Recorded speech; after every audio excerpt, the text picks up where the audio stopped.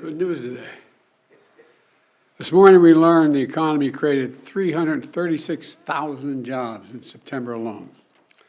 That means since I've taken office, we've created 13.9 million new jobs. You heard me say it before, I'm going to keep saying it. My dad had an expression. He said, Joey, a job's about a lot more than a paycheck. It's about your dignity. It's about respect. It's about being able to look your kid in the eye and say, honey, it's going to be okay, and mean it. Well, 336,000 more Americans, if they have children, can say that to their children and mean it. The unemployment rate has stayed below 4% for 20 months in a row, the longest stretch in 50 years. We've achieved a 70-year low in unemployment rate for women, record lows in unemployment for African Americans and Hispanic workers, and people with disabilities, folks who have been left behind in previous recoveries and left behind for too long. We have the highest share of working-age Americans in the workforce in 20 years. And it's no accident. It's Bidenomics. We're growing the economy from the middle out, the bottom up, not the top down. And inflation is coming down at the same time. It's down 60% since last summer. Core inflation was just 2.2% over the past 3 months. And now we have the lowest inflation of any major economy in the world. Today, we're celebrating National Manufacturing Day. We didn't name it that. It was already National Manufacturing Day, but it seems appropriate. I can think of no better way to mark the occasion than to thank the 13 million Americans who are in manufacturing jobs as we speak. They're restoring our pride, making things in America. And today, I want to highlight that of those 13 million manufacturing jobs, 815,000 of those jobs were created since I took office, twice as many as the previous administration. And report what we learned earlier this week, that spending on construction for new factories being built to generate more economic growth and jobs hit an all-time high last month. Folks, Bidenomics is about investing in America and investing in American workers. And businesses are investing more in manufacturing than ever before. We're bringing the supply chains home. Before the pandemic, supply chains was a phrase most people didn't even associate with, didn't think much about. But today, after a few delays in availability of parts and products everyone has known about, they know why it's so important. My economic plan is bringing supply chains home and investing in industries of the future so we can make things in America again with American workers. We're creating good jobs in communities all across the country, including in places that have been left behind for the last, in some cases, 20 years. Because the factories they used to work at for years and years shut down, leaving them with no options, no jobs in that community, all over the Midwest and all over the Northeast. That under Bidenomics, you won't have to leave home now to get a good job. I don't know how many times I heard and out on the road people saying, my kid came up to me, got a decent education in the state, came up to me and said, Mom, I got to leave. No jobs. No jobs. Well, you're going to be able to find a good job close to home more and more all across America. We're also making sure the jobs we're creating offer workers a free and fair right, if they choose, to join a union, to form a union. Bidenomics is leading the surge in unionized workers exercising their collective bargaining rights. For example, our clean school bus program under the bipartisan infrastructure law is replacing dirty diesel buses with clean electric buses so children getting on and off those buses can breathe clean air, not diesel fuel.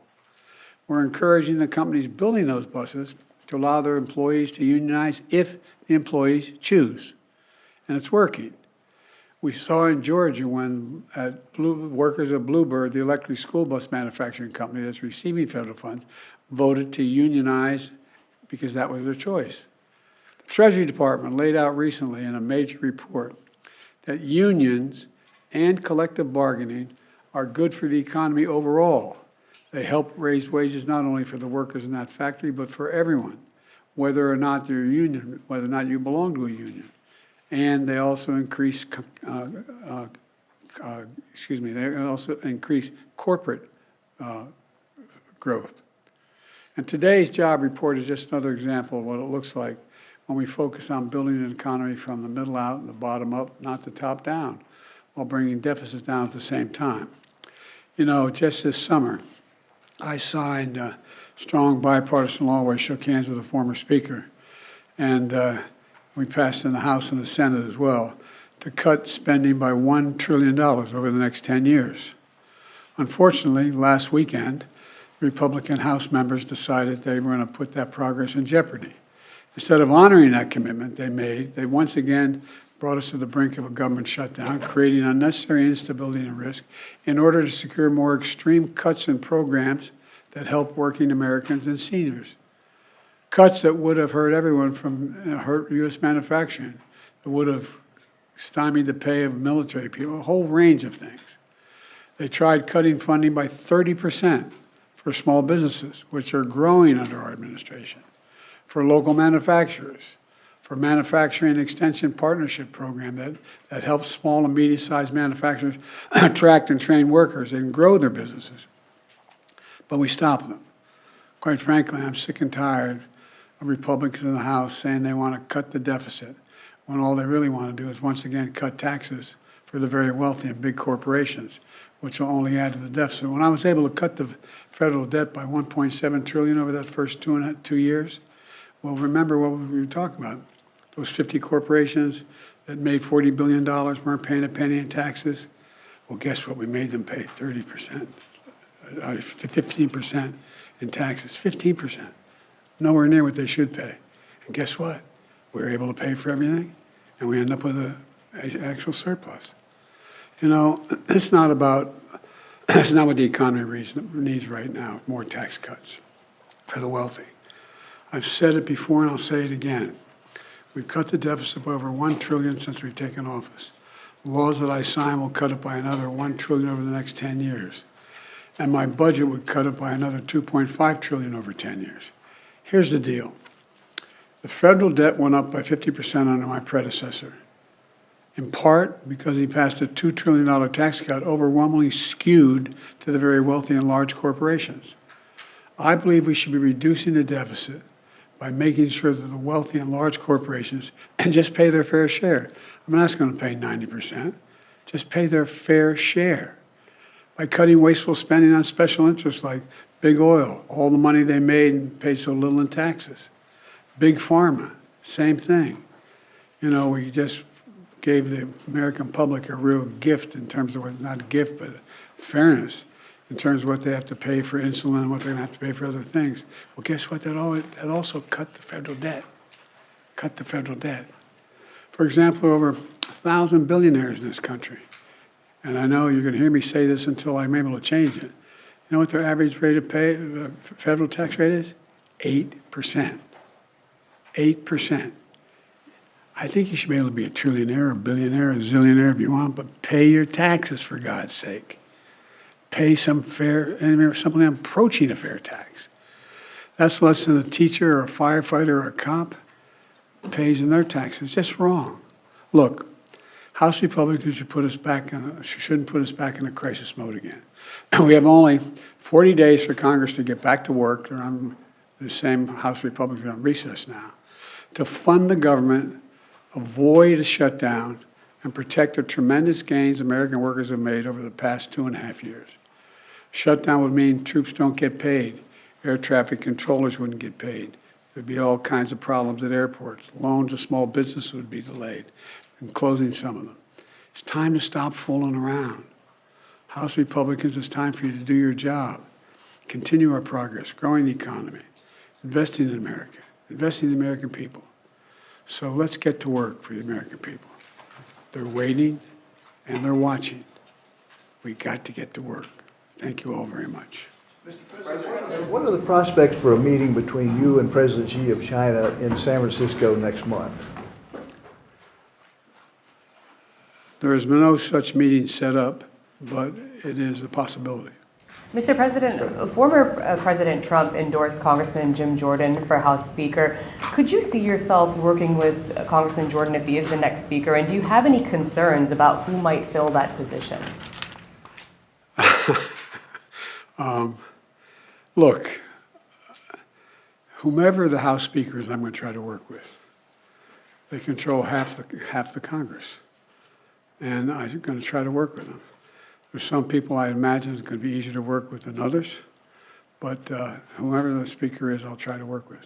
Mr. President, can you be specific about what you did to try to reappropriate those border funds, especially when Democrats controlled both chambers of Congress? The wall thing? Is that what you're talking about? Yes, sir. Yeah, they passed. Well, I was told that I had no choice, that Congress passes legislation to build something, whether it's an aircraft carrier, a wall, or provide for a tax cut. I can't say I don't like it, I'm not going to do it if it hadn't been vetoed, if it's a law. You said that you tried to reappropriate the funds, so. Yes, we tried to ask the Congress to consider changing the law to reappropriate, say, don't use it for other purposes. Give me more border agents. Give me more technical capabilities to detect fentanyl and the like. That's what I wanted to do. Mr. President, you started your remarks here today by saying it was good news today with the economic report. Why do you think most people still don't feel positive or feel good news about the economy? Well, first of all, you just heard the news today, too. They haven't heard it. I think the people, those 300+ thousand people who got jobs, feel better about the economy. Look, I got to choose my words here. You all are not the happiest people in the world. What you report, and I mean it sincerely. It gets you get more legs when you're reporting something that's negative. I don't mean you're picking on me, or I'm just the nature of things. You turn on the television, and there's not a whole lot about boy saves dog as he swims in the lake, to say, it's about, somebody pushed the dog in the lake. I mean, I get it, but